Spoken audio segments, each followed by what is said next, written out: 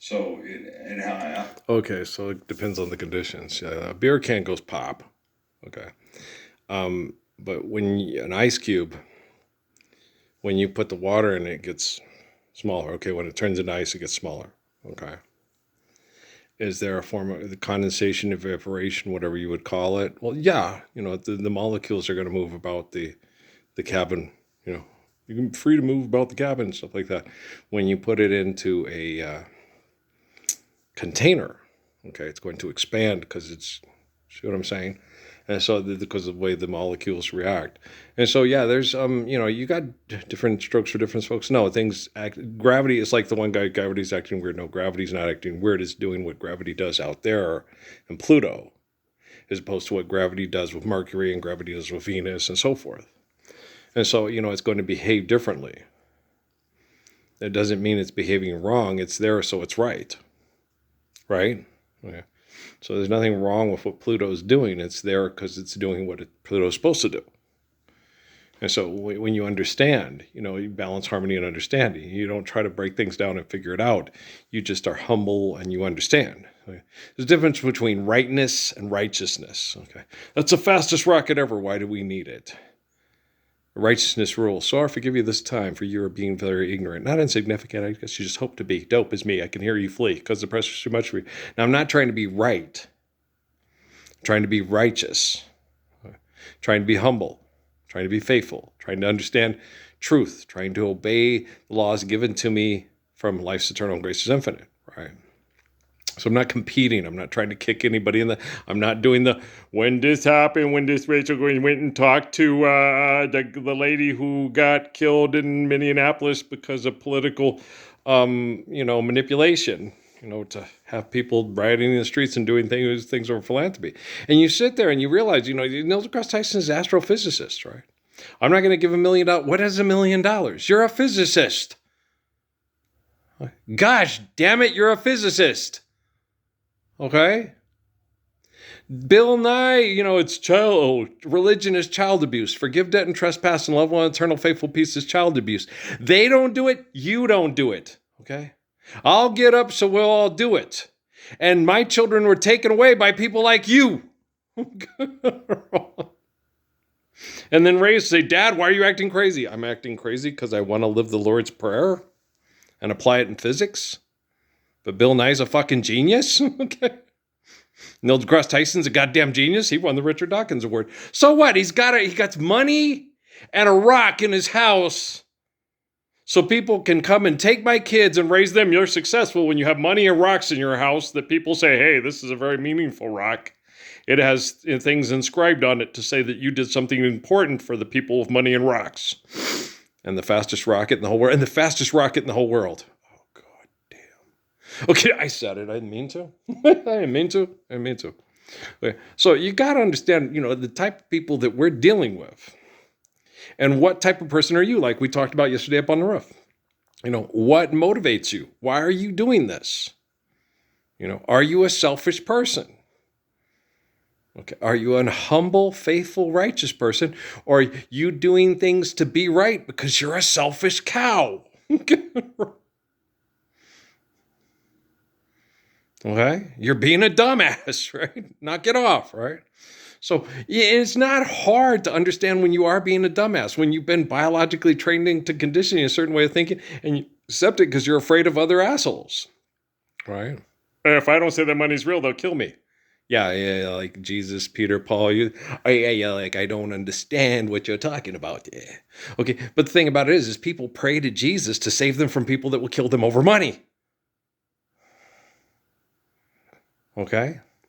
It's like he's not saving them. He's just helping you understand your family's being murdered by people with money to manage the surplus population because they're Ebenezer Scrooge. We'd like another piece of coal for the fire.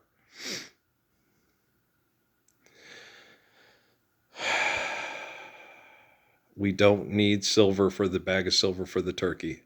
If the Cratchits need to eat a turkey because they're hungry, let's get them a turkey. We have turkeys. It just so happens like Brian Regan with log trucks, right? Oh, cardiovascular disease. Dumbasses. Okay, you're dumbasses. I get passionate, upset. I know how much psychological, physiological, mental, and emotional pain I can endure. Me and Jesus had that talk, and Suzuki's had the same thing with me. Why are you I get it. Jesus would sit there, and with me and Jesus, it would be more like, he would ask me when I was in Sierra Vista, when all the stuff about the human trafficking and all the Sicario movies and all the stuff I didn't know about because I don't pay attention to that because I was just trying to keep Amy out of other guys' beds and keep my kids safe from all the abuse from it because other people were competing with me because the military's got to win. They got to be right. Righteousness rules. So I'll forgive you this time. For you, be put up a peace sign and please find. Chill while I track that girl you with. I got a sense of quality. Do you see what I'm saying? No, that's Guru. That's not me. Me. I just want people to not accept that which is wrong. And I want them to only accept righteousness. So you walk up to the one that says they love you and you say, stand up for the Lord's Prayer with me, or you don't really love me. Okay. Do you understand me? Okay. Don't tell me how to think like you. You got an ego problem. I'll tell you how to think. I don't have an ego problem anymore. I want to stand up for the Lord's Prayer. Our Father gave us perfect love and perfect commands, and He didn't give us anything we're not capable of perfectly living. Mature like Job. Mature like Job. Mature like Job. Okay. God is perfect. God's omniscient and omnipotent. God is beyond your perception of perfect. You can't throw a bunch of marbles on the floor at Oxford University and let Stephen Hawking's brain take over because he's an asshole. Okay. First time I ever talked to that man, it was not face to face. It was here. And he came in and I kicked his ass sideways. Because he was like Dawkins, you and your God delusion, you invented your God, right? And I was like, no. And he's trying to tell me, come join us, come to the dark side. The dark side? Oh, Lord Dooku wants me to come over to, okay. And so, I got to become a Sith because the Jedi are full of shit, right? And so they're not the Jedi. They're a bunch of murdering assholes. I'm the Knights Templar. We know. And so, and called him off on that crazy crusade. Oh, Mom always did love Richard best. Mom didn't love either one of you, or she would have had you say, hey, you live the Lord's Prayer, or get the hell out of here. You're a rotten pimp, just like your father. Okay, do you understand? So get out of here. I used to go get your car shield from Ice-T and Vivica, but leave me the hell alone. I ain't the Matrix. She couldn't handle me. She'd have broke up with me. She started to cry and said, all the guys like 50 Cent and Snoop Dogg will try to kill you to be the world's biggest dick instead of the world's most protecting, kind, perfect, faithful lover. Yeah, I know. They did the crucifixion of Jesus, and Biggest Maximus and Gladiator, and they got the Gladiator movies and the sequels and the prequels and it's another Jason Statham movie. Look, it's a really big shock. Oh gosh, damn, these people suck. Yes, they do. Okay. And Dwayne Wright Johnson doesn't think he sucks. He thinks he's one of the sexiest 60-year-old men alive. Yeah. Is he that old yet? He should be. Should be. Sexiest 60-year-old man alive. Are you the living embodiment of Lord's Prayer? Well, then I ain't got there yet. This summer. July 19th, 1966. Pick up sticks. Yeah. I like Dave Brubeck too. But my favorite on that is Time Out, but my second favorite is close to, I like the whole album. I like Rundala Turk, and I like Boompa Boompa Boompa. Everybody's jumping. Well, I was one of the best jumpers ever, Boompa Doompa Doom Boom Boom. I learned to control myself real well because I know that if you do it too excessively, you hurt yourself. Okay. When you're young and you're dumb, right? And after people beat you up because they try to mimic your dunks and they can't, and well, they don't beat you, they assault you, beat me up. If I probably would have fought back, probably would have kicked the kid's ass. Yeah, most likely. But I just took it because I didn't want to fight him. I just wanted to make sure he's okay. He shouldn't have tried to outdunk me, right? Listen to yourself. Don't let your ego get in your way. But I wasn't trying to. We were just down there at the thing, just, on the smaller hoops, just practicing our dunk shots because I was 11 years old, And they had the smaller hoops. I think they were about 9 feet, 8 feet. I'm not sure. We were doing our dunks on them. and the kid from the junior high came to, because they heard how good I was from Lori Feidel's brother, Dave Feidel, and Andy Ground and stuff. And that kid, because they were all talking about Kenny McKnight, said, no, the white kid at Marshall's better. They've seen Kenny McKnight play, and I heard about Kenny McKnight. They said, no, Earl's better. And I wasn't trying to compare Kenny McKnight. I would have loved to play Kenny McKnight, but I wouldn't have played Kenny McKnight till I got to high school. Because in junior high, they have 7th grade basketball team, 8th grade basketball team. Then you go to high school, then you can have the freshman and the senior playing on the same team, right?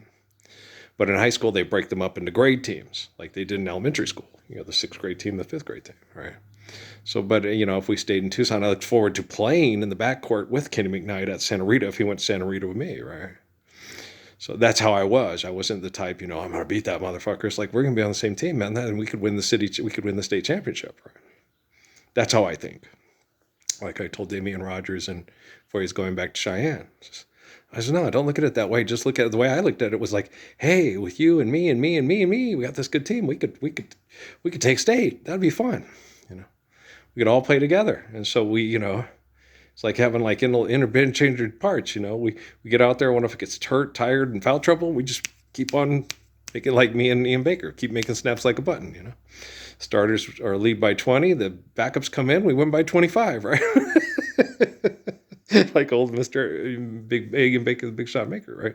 So that's how I think. They had me watch a video on the kid from Maine, the little Cooper Fry kid.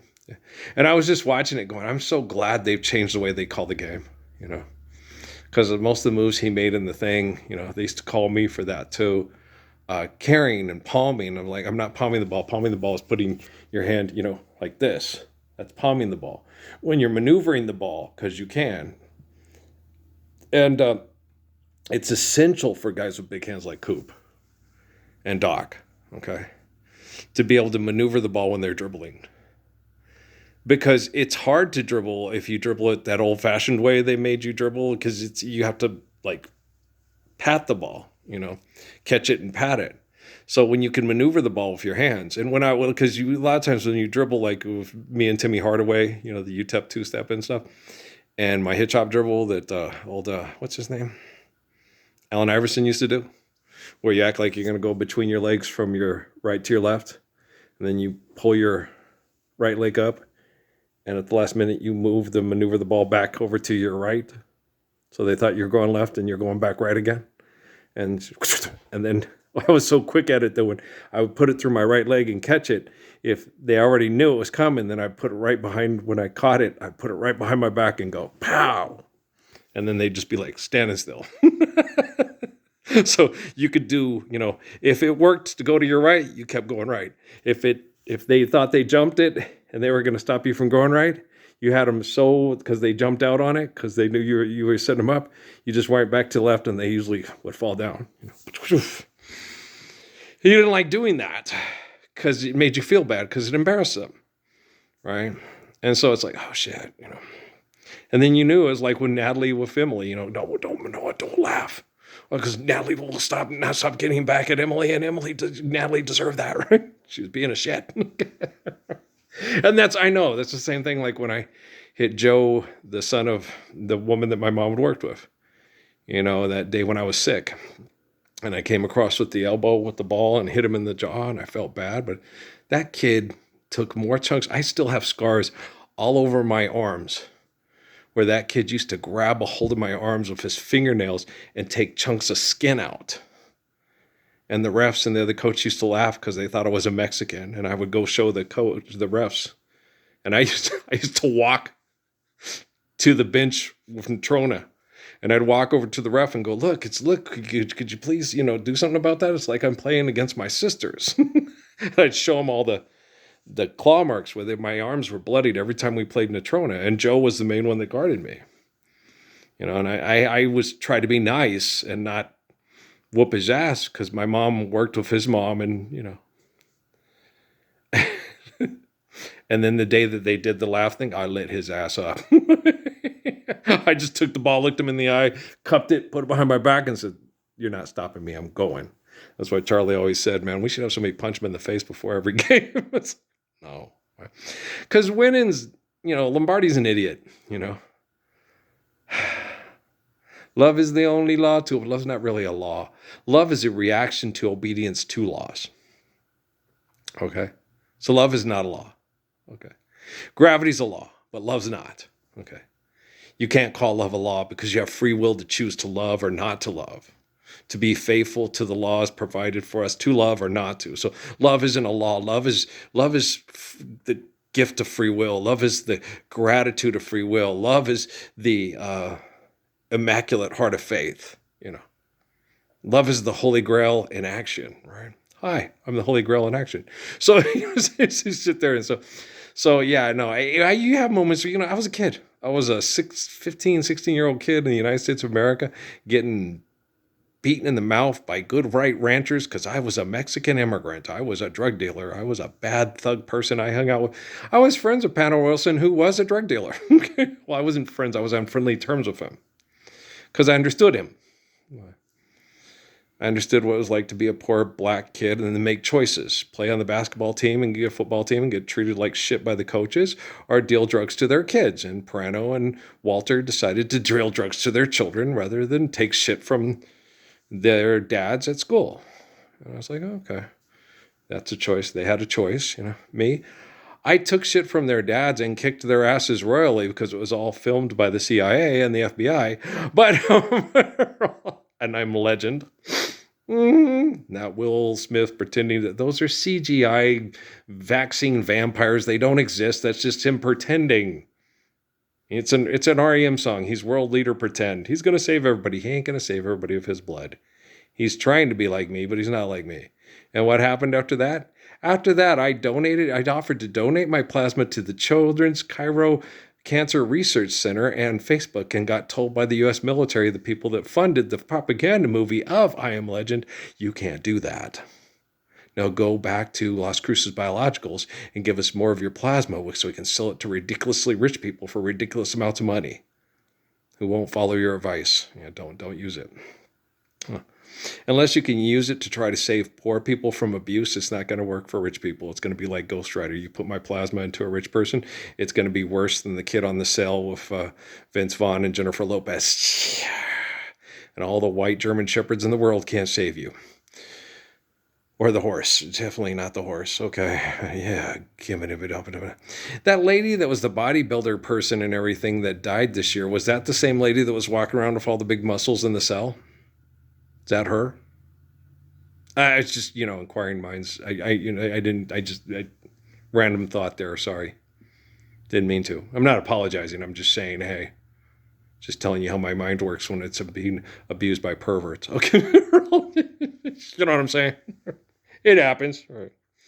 Well, I'm constantly, well, and they were not bombarding you. They're not bombarding me like they used to, but they're abusing people to death because of stress and toxic environment and extreme conditions, and they're all praying to Jesus to help them through and help it stop. Okay? My sister's sitting there cleaning the house on her birthday to help her sister-in-law have more income because we're still not living the Lord's Prayer. And one of the little relatives comes up crying and says, Dad just fainted. Can you help me pray to Jesus, right? And I'm like sitting there going, guys, let's all stand up for the Lord's Prayer, park all the cars, bars, and wars, forgive debt and trespass, love all, eternal, faithful peace. And then, with a healthy environment,